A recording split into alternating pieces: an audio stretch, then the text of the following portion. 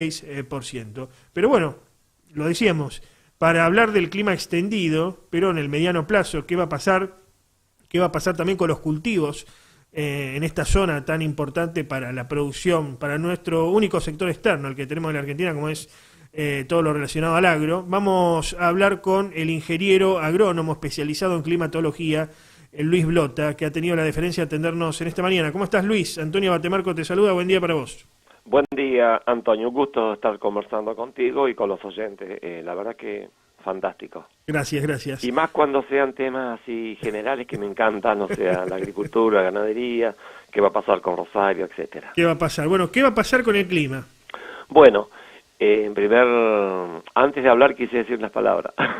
Diga. No, el clima es bellísimo, el clima son 30, 40 años, es el tiempo. Incluyendo, se habla de tiempo a nivel de dentro de 3 meses, es el tiempo. Claro, el clima estábamos cerrados, era como cuando un profesor de electricidad, cuando estudiaba en la secundaria, exacto, en vez de, yo decía foquito, no, es lámpara, es verdad. Bueno, esto es así. O se habla como dice el entrevistado, o no existe el planeta Tierra. Hay que hablar así. No, las novedades son buenas, muy buenas, porque los escenarios hipotéticos malos no van a existir, porque hemos tenido un verano malo, realmente una pérdida para la Argentina importantísima. Probablemente hayamos estado en unos 10.000 millones de dólares menos por la sequía, Claro. Que fue una sequía convencional, ordinaria. Lo que pasa que el rosarino o el argentino se la cree que lo que ocurre en el año, eso va a seguir ocurriendo 100 años. No es malo pensar eso, pero es ingenuo. Los acontecimientos meteorológicos son increíblemente distintos minuto a minuto, año a año, década a década, y bueno, buenas noticias. La primavera y el verano 2018-2019 vienen bajo una condición de lluvias normales a ligeramente superiores, mientras que en el periodo de sequía tan desagradable, fundamentalmente entre noviembre, diciembre, enero, febrero y marzo del 17-18, tuvimos una situación de sequía en toda la región pampeana, que son unas 60 millones de hectáreas, muy problemática, pero hay un atenuante a estos acontecimientos que se nos van presentando, y es que no se nos presentan de súbito. Hola, buen día, hoy comienza la sequía. No, por suerte, el sur de Sudamérica ya está suficientemente entendido para que los decisores, las personas que tienen que tomar las decisiones que tienen que ver con el clima, pueden saber lo que va a ocurrir a futuro en una gran región con varios meses de anticipación. Esa es una condición de investigación y de estudios extraordinaria que hace más de 15, 20 años que no ha fallado, o sea que de los 100 diagnósticos a futuro, niño, niña y neutro, ha habido un 100%, que nunca deberíamos usar este vocabulario del 100%, porque siempre es el 99%, pero bueno, esta es la condición muy favorable que tiene la región pampeana para zafar de una pésima cosecha 17-18 y encontrarnos con una óptima a muy óptima en el 18-19. O sea, resumiendo, buena expectativa, digamos. Muy buenas expectativas. La secuencia, la cadencia, el desenvolvimiento climático de la región pampeana, que se conoce prácticamente desde hace unos 300 años, puede producir cosas muy feas o muy lindas. O sea que uno, no es que en el futuro van a ocurrir nuevas cosas novedosas. No, lo que va ocurriendo en el futuro son repeticiones.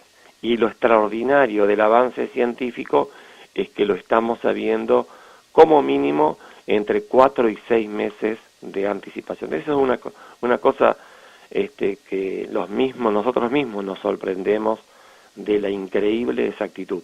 Pero la pregunta que uno debería hacerse enseguida es, pero usted está hablando de lo que va a pasar con mucha certeza dentro de 5 meses, y no podemos saber qué va a pasar dentro de 48 horas con el tiempo en Rosario. Claro. Porque lo que ustedes leyeron hace unos minutos de la temperatura que va a pasar mañana, pasado, el jueves, el viernes, es probabilística. Claro. Y probabilística bastante mediocre. O sea que lo va a ocurrir a un punto del sur de Sudamérica no lo podemos predecir con más de 48, 72 horas. Ese es el máximo de pronóstico, 72 horas. Lo demás se llaman tendencias. ¿Y cómo? ¿Y usted puede determinar lo que le va a pasar al sur de Sudamérica en 5 meses? Sí, porque ese diagnóstico es para grandes cuencas. Y bueno, ¿qué le está pasando a Rosario con el río Paraná hoy, 30 de julio? ¿Qué está pasando? Está seco, seco en el sentido figurado, ¿no? Sí, sí. Y es la consecuencia de lo que ocurrió en los 4.200 kilómetros de extensión de cuenca, donde ha llovido mucho menos porque atravesó la sequía de diciembre a marzo. Esas consecuencias de sequía son lo que estamos viviendo. O sea que sobre Rosario, sobre una localidad, sobre una pequeña región, todo lo que dije respecto de que tenemos la vaca atada y que el verano va a ser espectacular, no coincide con la localidad. En la localidad podría haber una sequía, como para que veamos el grado de complejidad que tienen estos diagnósticos. Claro. Ahora, esta humedad que teníamos días pasados, que la verdad que carcomía, porque el frío húmedo es lo peor que podemos tener, ¿esto se debe pura y exclusivamente a la cercanía del río Paraná o a otra circunstancia? No, para nada. Lo que hace siempre el río Paraná es morigerar todas las condiciones de temperatura y de humedad. Por ejemplo, uno se va a 150 kilómetros de distancia del río Paraná y se va a dar cuenta que todas las temperaturas, humedad, incluyendo la presión, están exacerbadas. Claro. Entonces esa es una virtud extraordinaria que tienen las localidades cercanas al río Paraná, y una de las más importantes es la helada. 100 kilómetros dentro del continente, digamos, por fuera de la costa del río Paraná, las heladas son poderosas y en Rosario están morigeradas. Lo que ocurrió con esa humedad es que tuviste el mar argentino en tu almohada. O sea, se introduce lo que se llama la sudestada, y entonces ese aire húmedo del mar argentino, del mar uruguayo, ingresa profundamente en la región pampeana y te hace batir el parche durante... Puede tardar muchísimo más tiempo. Hemos tenido sudestadas de 20 días, una cosa, y encima muchas veces ocurre que la temperatura máxima bajo la sudestada sube a lo mejor a 20, 21 grados, y ya empiezan a chorrear las paredes. Pero eso es un acontecimiento, vuelvo a repetir el concepto de tiempo y clima, son acontecimientos repetitivos. Finalmente, esta charla debería durar horas, te vamos a invitar aquí al programa y otros formatos periodísticos en los que trabajamos también, pero a ver, de esto se habla mucho también, y somos bichos de ciudad, animales de ciudad. A ver, tanto asfalto, tantas construcciones, ¿no? Este Rosario que crece, ¿afectan el clima, lo hace más caluroso en la ciudad de Rosario o no? Sí, es un clima artificial. Rosario tiene absolutamente un clima artificial que nadie se da cuenta. Solamente cacheteándolo a una persona puede entender que esté viviendo en un clima absolutamente artificial, fabricado, como decís, con la urbanización. Por ejemplo, ustedes tienen en el portal de la radio, vox.fm, que evidentemente el sensor de temperatura debe estar en el propio edificio, en la parte exterior. Estamos en 6 grados. Y la temperatura en el aeropuerto de Islas Malvinas es de 0,5 grados. O sea que hay un escalón de 5 grados. Y yo acá tengo 2 que estimo que debe salir de AccuWeather en el celular, 2 grados, sí, que es también de donde se mide la temperatura, ¿no? Por supuesto, hay millones de microclimas en Rosario, pero la ciudad es una isla de calor artificial, también se llama oasis artificial, o sea que vivimos en una entelequia, digamos. El verdadero clima que tuvo la región está en los termómetros, por ejemplo, de la Facultad de Agrarias en Zavalla, que está a unos 35 kilómetros. O sea que a unos 35 kilómetros ya empieza a desaparecer el efecto de calor que va produciendo el millón. Solo colocando 1,5 millones de personas en la superficie que tiene el Gran Rosario, la temperatura sube unos 2 grados.